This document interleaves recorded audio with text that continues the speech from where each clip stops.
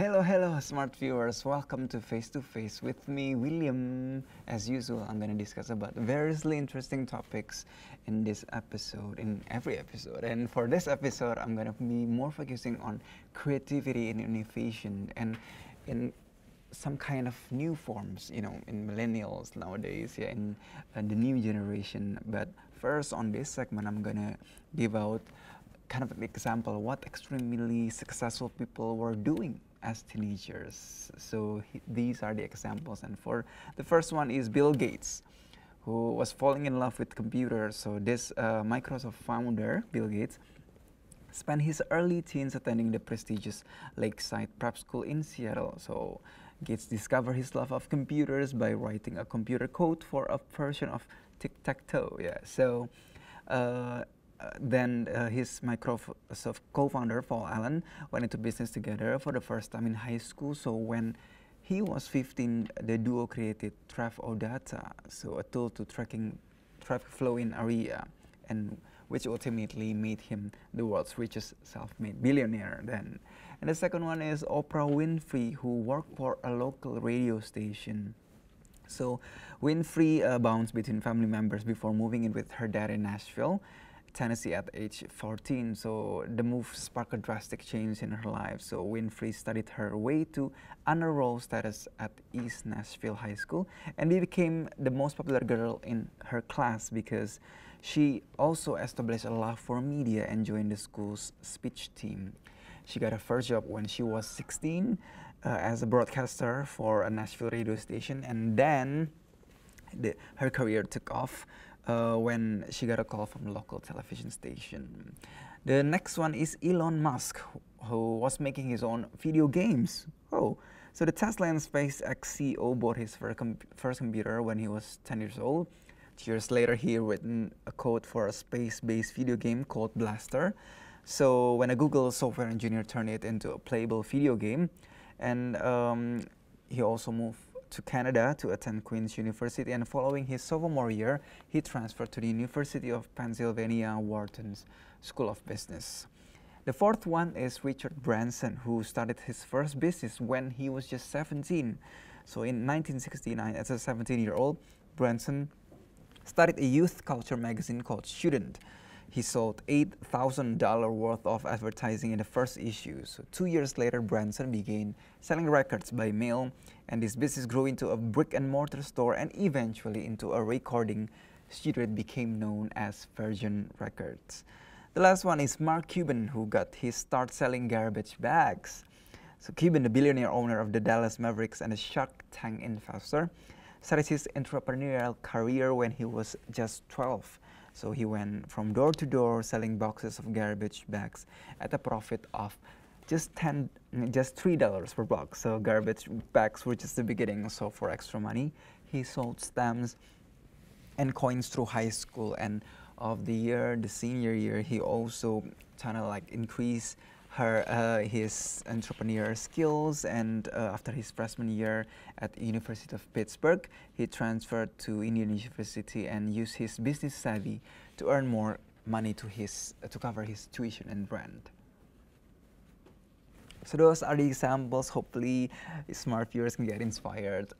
For the next segment, I'm going to invite a special guest who is related to creativity and innovation also. So curious about who he is and what he's doing, you have to stay tuned to Face.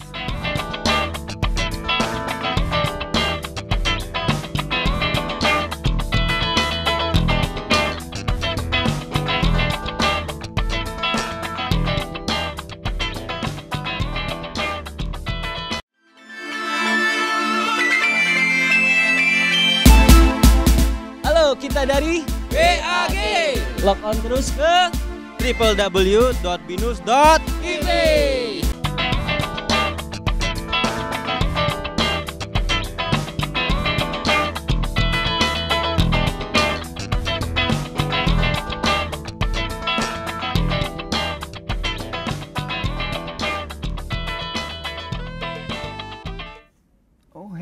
viewers, smart viewers, welcome to Face.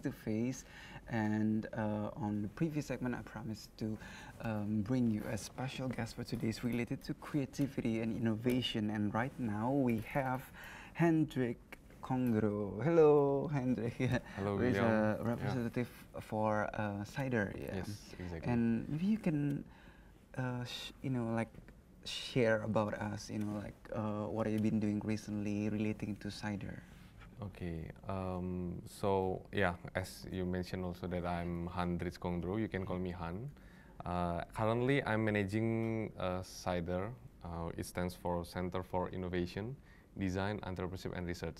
Oh. So what we currently do is we set up like a multidisciplinary curriculum, and we mix like 7 programs into one, and we call it like Project Hatchery and Entrepreneurship Hatchery. Oh yeah. So basically, we supporting students that wants to have their own startups or they have their own creative projects. Oh yeah. So anything related to creativity and Exactly. innovation. Yeah. We can also like share to smart viewers like what kind of activities does CIDER involved in, like what kind of curriculum that the students can participate. Yeah, so in BINUS we have at the first year the one that I mentioned before, Project Hatchery. So in here the students will hatch a project that they love, and the activity inside is they do brainstorming, and then also they learn how to work as a team, and then they come up with a lot of ideas and they test it to the market. They go out and trying to solve a lot of problems. And also beside that, sometimes we take the students out to the field and then really see what is happening outside, really see what is the real problem, and then facilitate them to understand and facilitate them to generate a lot of ideas there. So yeah, I think that's a glimpse of what is happening in CIDER. Oh yeah. So the final products will be like kind of what, like a mobile application? Yeah, or? it's a lot of diversity. Yeah, if we talk about the output, one of them, for example, they go for social innovation camp, and then we ask them to see what is the needs of social organization outside, NGO and so on, and then they find out that the needs is to have a voluntary system. So they come up with an idea of how to set up a voluntary system, and then to set up help for the current organization. And yeah, I think that's one of them. And then also we have some students coming with an idea of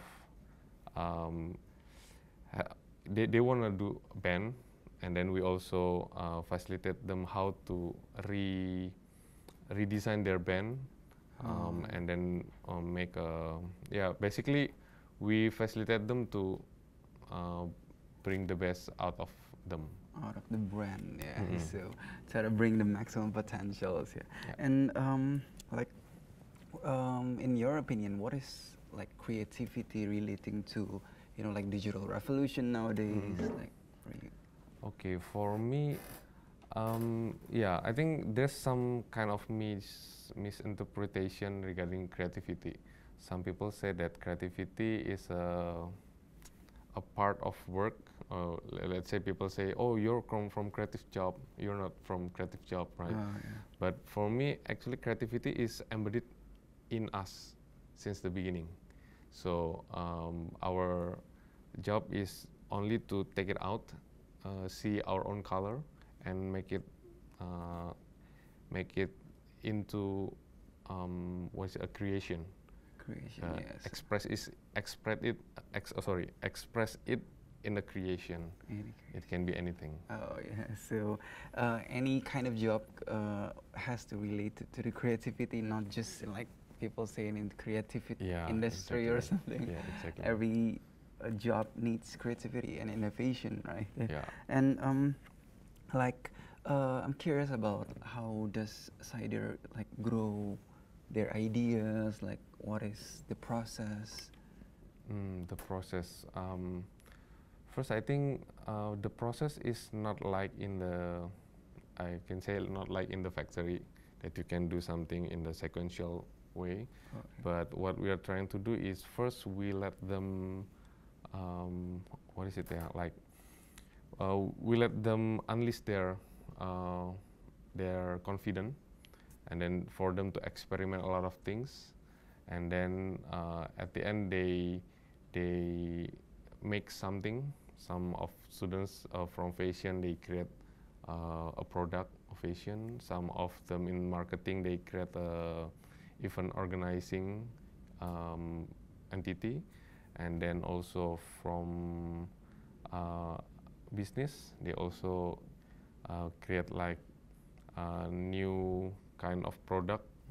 For example, like CBIN, they are trying to solve some social issue around. And then, yeah, I think. So, like the process could be as random as it as could be, as possible. as like it also involves like brainstorming and kind of like researching the market. Yeah. Also, yeah. So because what we are trying to do is we kind of go case by case. We zoom into the students and trying to customize their needs. For example, like some students, they already have the funding from their family. Oh, yeah. All they need is only an expertise, a mentor in the particular industry. And some of them, they already have the idea, but they don't have the funding. So we help them to find the right investor or angel investor, venture capital. And some, I think they just need someone to support and believe in their idea. Oh, So okay. yeah, it's really customized on. So it's involves in various cases. Yeah, yeah. So the conversation is getting interesting, but we're gonna have to take a little break. But stay tuned on Face to Face.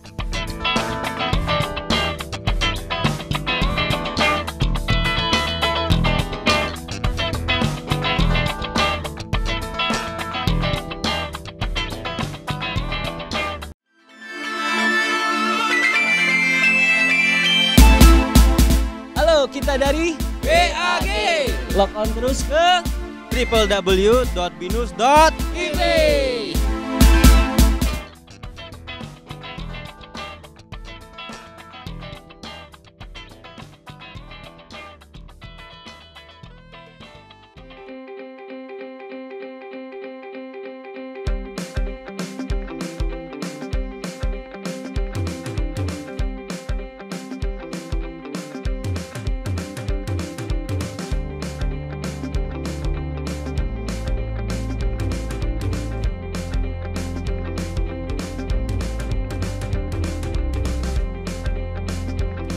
CIDER stands for actually Catalyst for Innovation, Design, Entrepreneurship and Research. So we wrote, on top of innovation and entrepreneurship, we wrote a design thinking concept. Yeah, so we want to make design-driven innovation and design-driven entrepreneurship, which is a different concept than most of the other schools.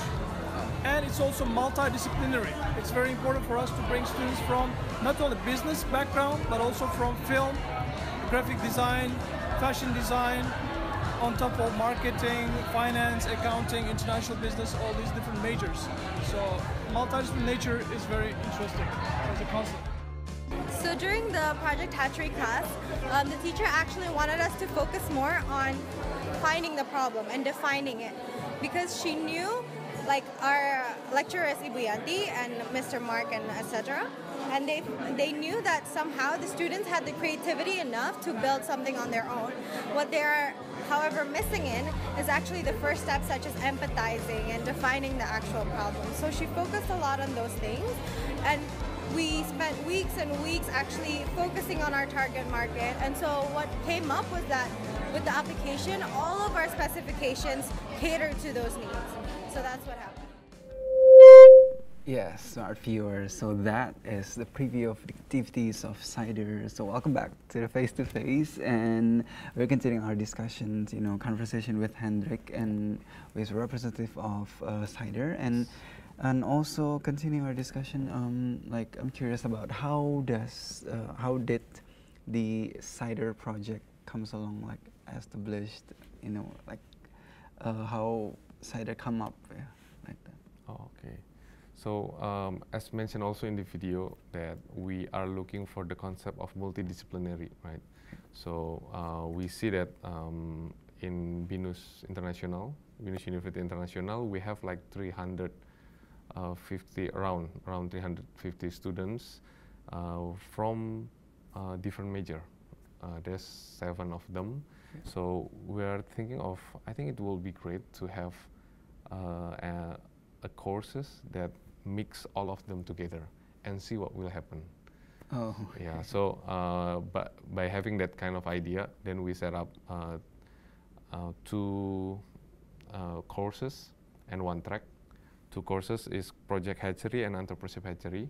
In Project Hatchery, they are looking for innovation project. They solve some problem around, and then in Entrepreneurship Hatchery, they are trying to hatch a business model, a new business model, which we can continue this to start up also. And every year we set up what we call Smart Creative Exhibition. Yeah, by the way, we call them smart creatives instead of millennials. Oh, yeah, because we believe in there's a smart creative in them. Because if we call it millennials, sometimes they note it as lazy or not loyal and everything, right? So in Smart Creative Exhibition, this is the time for them to show off their project. So you can see that in the in the video, they set up a colorful table, right? So each of their project, they put it there, and then we invite a lot of people outside, from investor or from the stakeholder, co-working space owner, cafe, and so on. So the idea is to set up an environment of how it looks like in the ecosystem of innovation and entrepreneurship. So they can taste it, and hopefully after they graduate it, they are ready to jump in the real ecosystem. Yeah. So how does like every project kind of like realize into a real, like really into the industry, or is it just like for experiment?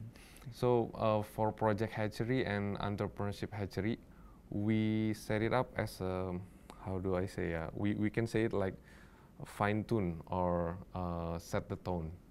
So let them embrace the new culture, the new kind of mindsets, the new kind of seeing things, and then after they grasp on it, then they will have time to continue it outside the courses.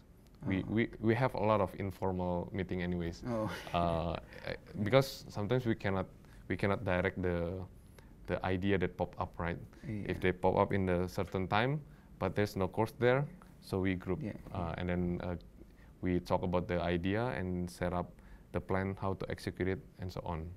But formally, we have a track by the end of the I think it starts in the end of 3rd year to the 4th year, and then in there we facilitate the students to really take this idea into real project in the industry. Yeah, so you see, it's a taste for students to like kind of know what the industry is all about. Yeah, exactly. And I'm talking about, you know, like what does CIDER want to achieve in the near future? Achieve in the near future. Okay, actually we still have a lot of work, because our main mission is actually to shifting the way we learn and the way we work, so that we can enjoy every moment. Enjoy when we work, enjoy when we learn something, and we have done it in the university. We're trying to shifting the way class run. So we are not doing lecturing anymore. It's only a small part of the whole classes. We are trying to make it more hands-on, so the students can brainstorm. They make a group, not only group, but transform into team with a very tight tight connection each other, and then they start to do testing what they believe. Oh. So it's more hands-on. They go to the field, they prototype, and they test it to the market, and so on. So it's all very Yes. practical. Yeah. So yeah, that's the idea, to make it more practical. So regarding your questions, our next move, actually we are trying to now get into the companies also. Oh, yeah. So after what we have done in university, now we package it into a product, and we implement it in several companies. The same. The idea is the same. We're gonna move the mindset from corporate mindset, the conventional one, into something is more up to date to the industry 4.0. Oh, So yeah, that's what we aim for. We wanna change the whole environment, or change the approach on how smart creatives should learn or should work. And it's also the benefit of not only students but also to the global community, I think. Yeah, because exactly. it's like, you know, try to package it into more on the functional into the industry, so that the, you know, like global industry can implement Exactly. the product itself. Mm-mm. Yeah, yeah. And what do you think needs to be improved? Like, what are your next move for the improvement of CIDER in order to achieve your goals in terms of like the final into the global, you know, like for common purposes? Yeah.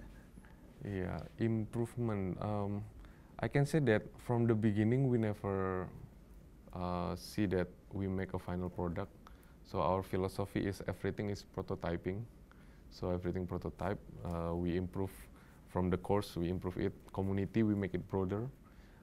And I think the most important part to improve is to get more diversity. To get more diversity, we can go from another campus also. At the moment, we are in the Binus University International only, but it's very nice to know that if we can collaborate and partner with other campus, not only Binus, even like if we can reach other campuses, that will be great, and other stakeholders like the companies or also communities and other kind of it. Yeah, under like creative related companies. Yes, Yeah. And also, like, if you have one piece of advice to smart viewers, what would you recommend in terms of like creativity and innovation? Yeah, actually, it's quite simple. What we can say is just be conscious. Be conscious, because a lot of us is not conscious about what is happening around us, not conscious about who is ourselves, and then after we conscious, just enjoy. Yeah, so be conscious, be smart creatives, not not to be millennials. Try to explore creativity and innovation in your maximum potential. So thank you so much, Hendrik, for trying to like bring more explanation about CIDER. In hopes that smart viewers can, you know, like bring out their creativity more. So we've come to the end of the show, but you have to stay tuned to Face in another episode on another day and time. Until then, I'm William Rinaldi signing off. Bye-bye.